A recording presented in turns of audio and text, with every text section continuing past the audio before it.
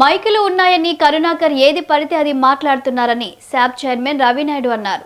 తిరుపతి అభివృద్ధి చూసి భూమన దుర్మార్గంగా మాట్లాడుతున్నారని చెప్పారు.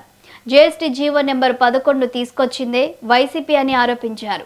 కార్పొరేట్ కంపెనీలు అభివృద్ధి చేస్తామంటేనే కూటమి ప్రభుత్వం వారికి సహకరిస్తోందని చెప్పారు. గరుడ వారధి ప్లానింగ్ మార్చడంతోనే ఇవాళ ప్రమాదాలు జరుగుతున్నాయని విమర్శించారు. 22 ఎకరాల కోసం లోకేష్ మంతనాలు జరిపారని భూమన ఆరోపణలు చేస్తున్నాడని ఆగ్రహం వ్యక్తం చేశారు శాప్ చైర్మన్ రవినాయుడు.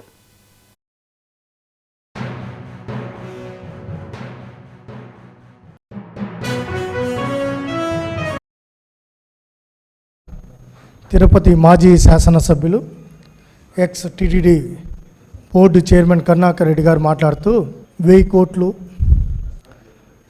400 కోట్లు నారా లోకేష్ గారికి 400 కోట్లు చేరినట్టు 1000 కోట్ల ఆస్తిని ఏదో 2 కంపెనీల పేర్లు చెప్పారు.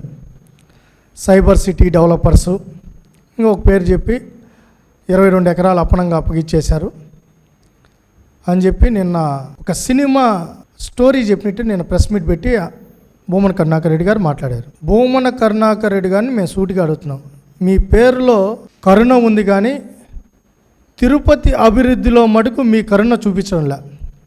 ఈ తిరుపతి వినాశనాన్ని మీరు నిరంతరం కోరుకుంటున్నారు.